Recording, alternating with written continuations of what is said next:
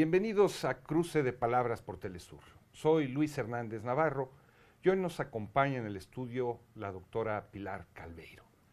Pilar es investigadora y maestra de la Universidad Autónoma de la Ciudad de México, fue presa política en Argentina, pasó por 3 cárceles distintas, se tuvo que exilar a España, está exilada en México ya desde hace casi 40 años, donde ha desarrollado su carrera profesional, una gran cantidad de libros y obras alrededor de desapariciones, lucha por la memoria, contra el olvido, etcétera, etcétera, y acaba de publicar un libro fundamental para entender las transformaciones que se viven en el mundo en lo general y en México en particular. Resistir al neoliberalismo, comunidades y autonomías. Pilar, muchas gracias por estar con nosotros. Al contrario, gracias a ustedes por abrirme este espacio, por poder conversar contigo y con la audiencia. Pilar, en distintos momentos, pero también en tu libro, tú has insistido en que vivimos un cambio epocal, ¿no? Hay una percepción distinta de la historia y del tiempo, de los valores, y lo que dices es que lo que estaba pasando todavía no acaba de pasar. Pero, ¿cómo acomodas las piezas de ese rompecabezas? ¿En qué consiste este cambio de época según tú? Bueno, yo desde hace tiempo he venido como trabajando en este sentido, ¿no? De qué representa la caída del mundo bipolar a principios de los 90 y qué se abre a partir de entonces. Y creo que realmente estamos frente a una reconfiguración gigantesca que cada vez más se va aclarando de qué se trata. En este texto yo vuelvo, digamos, porque es un asunto que había tratado antes, pero vuelvo en el intento de armar un poco el rompecabezas de qué es esto que caracterizo como gubernamentalidad neoliberal y que creo que que tiene no componentes solamente económicos, sino desde luego económicos, pero también políticos, sociales, culturales, de construcción de subjetividades que implican otra forma de organizar el poder. Hablas de una nueva relación entre lo público y lo privado. Sí, o sea, creo que hay una de las características que tiene es que hay como una interpenetración de lo público y lo privado y de lo legal y lo ilegal. O sea, que estas dos redes que nunca estuvieron totalmente separadas, hay que decirlo, pero que en algún momento tuvieron esferas más distinguidas, más propias, digamos, en este momento se articulan, se conectan de una manera muy poderosa. Afirmas que el crimen organizado no se puede entender al margen del Estado. No es algo que corra por afuera del Estado. Desde luego, no solamente del Estado. Es decir, cuando hablo de gubernamentalidad neoliberal estoy hablando de la forma de organización de instituciones, de prácticas, de tecnologías de poder que comprenden al Estado, pero que son más amplias que el Estado, abarcan otros sectores. Y creo que la relación entre las redes criminales y el aparato estatal y otros espacios, el sistema político, el propio sistema económico, es inherente al sistema, no es una disfunción, sino que es propio de este sistema y de esta gubernamentalidad neoliberal. Y apuntas un elemento muy interesante, por ejemplo, para entender nuestra respuesta ante el coronavirus, ¿no? Que es la política del miedo como un instrumento de control. Yo creo que estas prácticas del miedo para el control poblacional son otro de los elementos centrales que se han utilizado ya desde hace bastante tiempo y que se profundizan.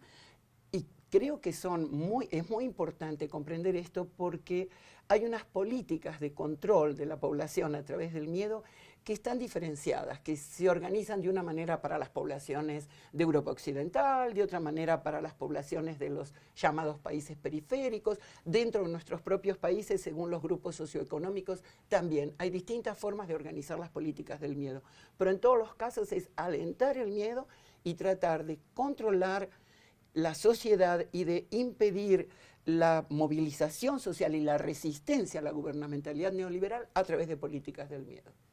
Explicas también cómo el Estado-Nación, tal y como se había venido configurando, se ha desgastado por arriba, por la acción de las empresas transnacionales, de los organismos multilaterales, y por abajo, en una especie sugieres como de balcanización de fuerzas regionales. Sí, yo debo aclarar que no pienso por eso que el Estado desaparezca. Creo que su centralidad es menor. O sea que, tal como tú bien lo señalas, esa soberanía que en algún momento aparecía como un elemento fundamental del Estado, está siendo erosionada, tanto por arriba como por abajo. Y me parece que esto es importante señalarlo porque nos lleva a pensar en las formas no solamente de organización del poder, o sea, de la gubernamentalidad, sino también en las formas de resistencia, descentrándonos del aparato estatal. Me parece que no tiene la importancia que tenía en otros momentos y que es importante que visibilicemos todos estos otros componentes, podríamos decir, de la gubernamentalidad neoliberal, para identificar hasta qué punto el Estado está siendo condicionado, presionado, penetrado por otras instancias. Además de estas piezas del rompecabezas que hemos puesto sobre la mesa, ¿cuáles otras crees que sean importante poner en el centro sobre la gobernabilidad neoliberal? Bueno, varias. En primer lugar, creo que el tema de la acumulación por desposesión es un tema central que está muy ligado con el extractivismo en nuestra sociedad y que tiene que ver con cómo se desplaza población y los grupos de poder se apropian de territorios, de riquezas, de personas. Creo que eso es un elemento muy importante de esta gubernamentalidad. Creo también que otra cuestión decisiva es el papel que desempeñan los medios de comunicación. O sea, me parece que tan importante como la producción de bienes y de servicios es la producción de mensajes, de signos, la construcción de subjetividades diferentes. Y aquí creo que los medios de comunicación tienen un papel fundamental y en especial en la proliferación esta de las políticas del miedo. O sea, impulsan permanentemente la construcción de distintos enemigos de diferente tipo. Luego creo que también estamos frente a una sociedad que optimiza las diferencias, no tiene las características, por ejemplo, de los autoritarismos previos, no porque esta no sea autoritaria, pero es otra forma de autoritarismo, de homogeneizar, sino que hay un reconocimiento de las diferencias y de las diversidades, pero para jerarquizarlas y para concentrar el poder. Entonces hay una jerarquización y una concentración creciente. En fin, hay una serie de rasgos que creo que son fundamentales para mostrar una forma de organización que, aunque en cada sociedad tiene características específicas, corresponde a un modelo de carácter general que es extraordinariamente injusto, extraordinariamente devastador con todas las formas de la vida. Pilar, acabas de mencionar la acumulación por desposesión, el despojo de tierras y territorios de pueblos originarios o del sector público, en fin. Diera la impresión, no digo que sea tu caso, pero diera la impresión de que algunos autores que lo reivindican terminan diluyendo el concepto de explotación en el de acumulación por desposesión, como si la explotación ya no existiera, como si... ¿Tú crees que esto es así? No, todo lo contrario. O sea, yo creo que las formas de explotación se agudizan. Por eso hacía referencia a que hay una concentración de la riqueza como nunca antes en el mundo. Y esto solo es posible por el incremento de las formas de explotación. Lo que creo es que esas formas de explotación recurren a diferentes mecanismos. Entonces, ahora se incorporan nuevos mecanismos o se profundizan algunos que ya existían. Ese sería mi punto de vista, pero desde luego que esta es una sociedad de explotación. Esta transformación que estamos viviendo, ¿tú vislumbras que tenga un fin próximo? La resistencia tiene que ver con eso y ahorita vamos a esa otra parte de tu libro, pero ¿tú vislumbras eso?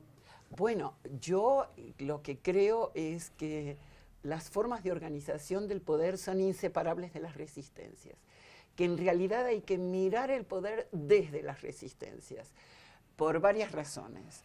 Por un lado, porque son las resistencias las que iluminan las relaciones de poder, nos permiten verlas, porque nos permiten, echan luz sobre los lugares escondidos que el poder trata de ocultar, pero también porque las resistencias nos muestran la posibilidad de construir otra cosa, diferente de esto que justamente esta gubernamentalidad neoliberal intenta mostrarnos como la única posibilidad, como que no tenemos de otra, que es así y no hay salida. Y esto creo que es falso. Y eso son las resistencias las que nos permiten ver eso. Tu libro es en los hechos una crítica a la estatolatría que ha caracterizado a buena parte de la izquierda en el mundo y más específicamente en la izquierda latinoamericana. ¿Cómo es eso? Bueno, quiero decir que mi propia preocupación durante mucho tiempo estuvo en torno a la cuestión del Estado. De hecho, mi libro anterior, el de Violencias de Estado, tiene la palabra Estado en el título y todo el tiempo mi reflexión va sobre la responsabilidad del Estado. En este momento no es que niegue la responsabilidad del Estado, algo muy lejos de mi intención.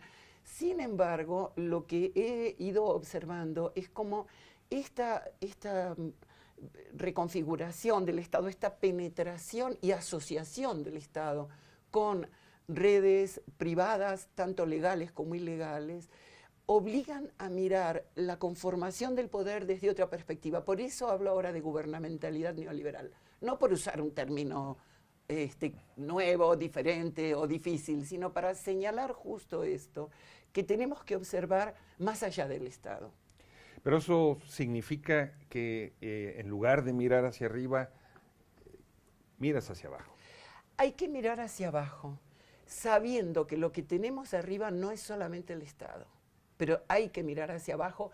Yo diría, hay que mirar desde abajo. O sea, más que hacia abajo, es desde abajo. Por eso lo que trato es de ver cómo se plantean este momento y la lucha política, esas resistencias. Desde ellas tratar de mirar qué nos dicen esas resistencias del Estado y de toda la gubernamentalidad en el momento actual. ¿Te parece si vamos a una pequeña pausa? Claro. No se vayan, volvemos en muy breves instantes.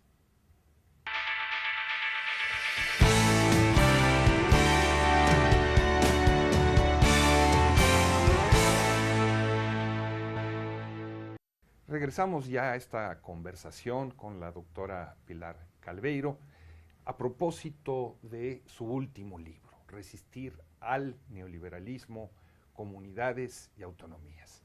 Pilar, decías antes de irnos al corte, mirar desde abajo, no hacia abajo. Y lo que tú haces es poner en el centro de esas resistencias precisamente lo local, pero no específicamente solamente por su dimensión, sino por su universo imaginario, ¿no? La comunidad y las autonomías. ¿Qué entiendes por una cosa y qué entiendes por otra? Bueno, yo pienso que justamente en el contexto de una gubernamentalidad que es global, cuando nosotros miramos a nivel de lo global, podemos comprender, aunque solo parcialmente, y se dificulta mucho la posibilidad de acción. A nivel nacional es un poco, podemos entender un poco más, a veces actuar un poco más, pero también es bastante difícil. Sin embargo, el nivel de lo local nos permite visibilizar con mucha mayor claridad estas relaciones intrincadas de las que hablábamos, de la articulación de lo público con lo privado, de lo legal con lo ilegal, o sea, nos permite comprender mejor. Ahora, dentro de lo local me parece particularmente importante, en el caso de México en especial, pero en otros lugares también, el papel que han tenido las comunidades indígenas autónomas, o sea, estos tres elementos, ¿no? Donde hay unos rasgos de lo comunitario que tienen que ver con una forma de organización de la sociabilidad. Hay unas prácticas de lo indígena que tienen que ver con una cosmovisión cuya matriz no es occidental. Y hay una práctica de lo autonómico que implica la construcción al margen del Estado, digamos, en los márgenes, ¿no? En los márgenes del Estado. Esos tres elementos me parecen sustantivos para entender, para observar estas resistencias y entender por qué son tan exitosas. ¿Por qué hablar de comunidades y no de pueblos indígenas? Bueno, es que creo, cuando hablamos de comunidades está implicada la noción de pueblos, pero creo que al hacer explícito que hablamos de comunidades, estamos precisando una forma específica de organización social. Quiero decir que muchas veces se piensa lo comunitario, la organización comunitaria, como si fuera algo preestatal.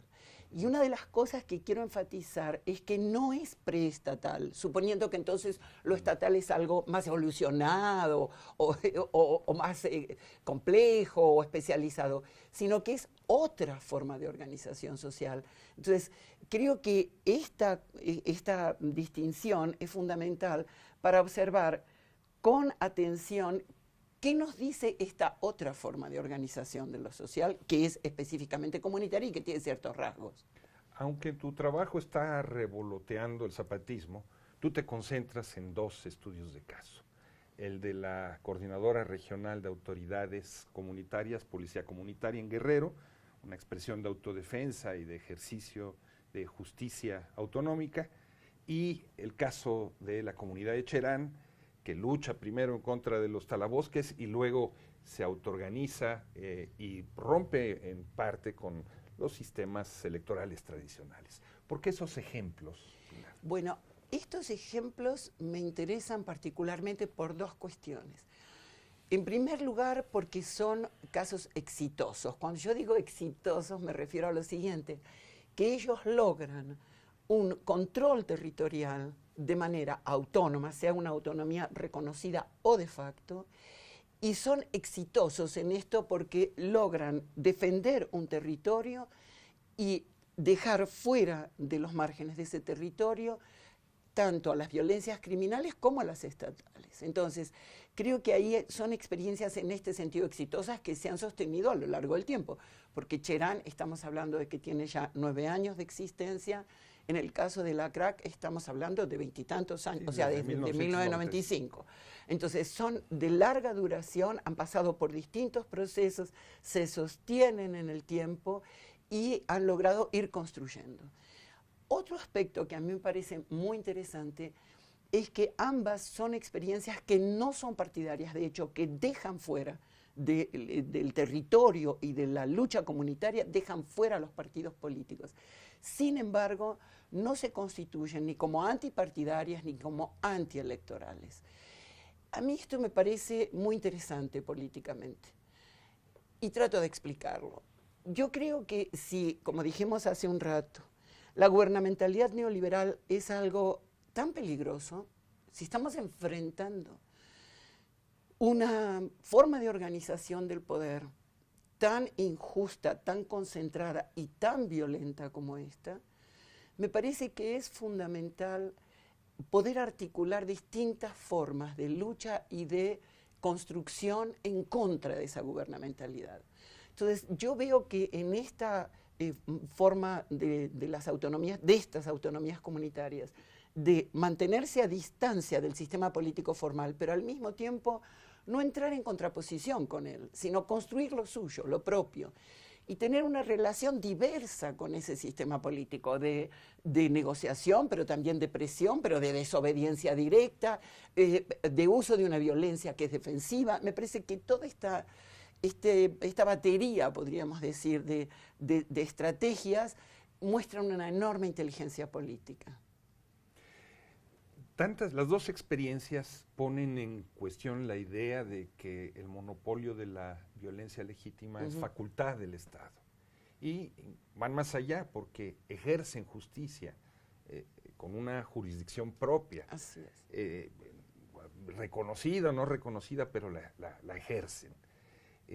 Esto no pone en cuestionamiento entonces el Estado Nacional tal y como lo conocemos. Desde luego, o sea, yo pienso que ponen en cuestionamiento y tensionan la noción de Estado-Nación que nosotros conocemos y logran construir una institucionalidad propia. Ellos construyen una institucionalidad también alternativa y ahí es otra de las cosas interesantes para observar.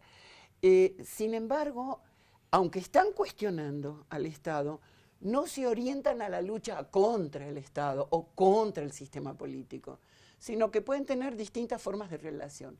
Podríamos decir, debilitan al Estado de facto, porque ponen en cuestionamiento el supuesto monopolio. del ejercicio de la violencia legítima. En otro sentido, funcionan al margen del Estado, construyen sin esperar digamos, la aprobación estatal o legal, construyen por su lado. Sin embargo, no se confrontan, sino que lo que hacen es construir lo propio y entrar en esta relación que es de tensión, pero al mismo tiempo de convivencia.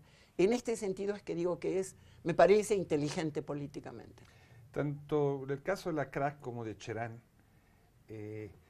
han enfrentado a este proceso de captura del Estado por parte del crimen organizado. Y ahí comienzan buena parte de los problemas de la CRAC, ¿no? Exacto. Cuando en lugar de solamente cuidar su territorio, pasan a combatir directamente a los narcotraficantes. Bueno, hay que decir que ellos son muy cuidadosos en este sentido, porque ellos también con el narco, no plantean que ellos lo van a ir a combatir. Esta es una de las diferencias importantes con las autodefensas, por ejemplo, de Michoacán. Ellos no salen a combatir el narco, ellos dicen, en nuestro territorio no. Dicen, nosotros no vamos a salir a perseguirlos, pero aquí no van a violar niñas o mujeres, aquí no van a cobrar derecho de piso, aquí ustedes no operan, en este territorio no operan. Es también algo parecido, es como delimitar este espacio dentro del cual ellos ejercen una soberanía de hecho, en todos los sentidos, y al mismo tiempo no se ponen a construir guerras, por ejemplo. Ellos son muy enfáticos en que no están en guerra con el narco, que ellos simplemente dentro de su territorio no. Pilar, cuando tú reflexionaste sobre la experiencia argentina, ¿no?, los distintos proyectos en los que participaste, tú eras muy crítica de la falta de un proyecto político que fuera más allá de la respuesta inmediata, ¿no? ¿No ves ese problema también en experiencias como la de la CRAC o la de Cherán? Hay una respuesta exitosa además en el terreno local, pero hay también una visión estratégica. Bueno que haces esa pregunta, porque cuando yo reflexioné en este caso en particular sobre las organizaciones armadas en Argentina, a eso estaba... Montoneros. Montoneros y PRT, pero sobre todo Montoneros. Yo estaba justamente tratando de mostrar cómo lo militar desplazó a lo político y terminó por anular prácticamente la idea de un proyecto político que tuviera arraigo social. Esto ocurre en ese momento. Ahí estamos hablando de organizaciones que se plantean un programa para la toma del Estado. Ahí se pensaba en construir un modelo alternativo de Estado. Era una lógica completamente diferente a las de las organizaciones, de las autonomías comunitarias. Yo creo que justamente en todo este recorrido, porque yo empiezo trabajando en torno a esto, a lo que fue la experiencia de las organizaciones armadas en Argentina y de un Estado militarizado, en fin, del terrorismo de Estado y de las consecuencias que esto tuvo en términos represivos. Y cuando yo voy de alguna manera incorporando, a medida que me voy metiendo en distintas cuestiones, la importancia de la resistencia por sobre la confrontación.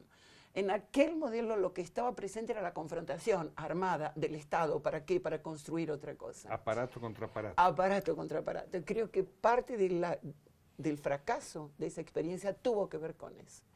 Creo que lo que nos enseñan las resistencias es que hay otras formas que, sin ser directas, desgastan, erosionan, dificultan el establecimiento de una hegemonía. Y que esto no es algo menor, que tiene una enorme sabiduría y que implica una forma de construcción y de acumulación de fuerzas que da la posibilidad de construir lo propio.